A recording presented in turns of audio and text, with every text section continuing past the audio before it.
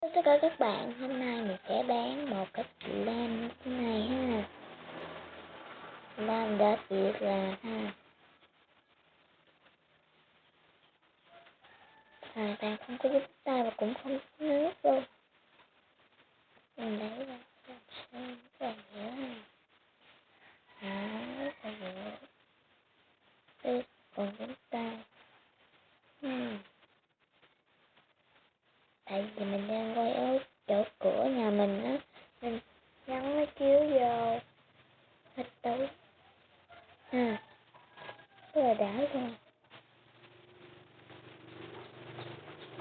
Rất là dễ ha.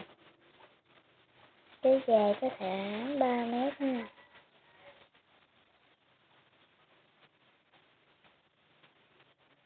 Rất là dài luôn, mình nói mình không được.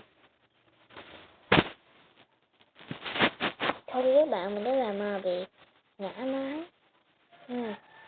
Rất là dễ luôn. Đây, rất là dễ.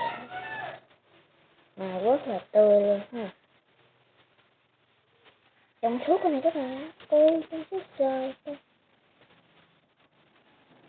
Nếu bạn nào muốn mình hướng dẫn cái cách làm này, hãy comment bên dưới mình thấy mình sẽ làm nha. Và nếu thích video này, hãy cho mình một like và đăng ký kênh mình nhé.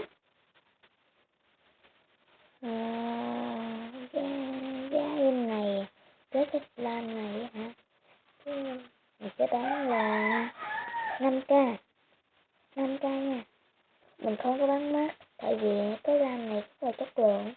Mình để cái này khoảng mấy ngày luôn rồi đó mà vẫn không sao ha.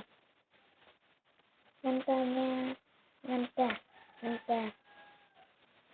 Mình đến đây hết rồi, tạm biệt.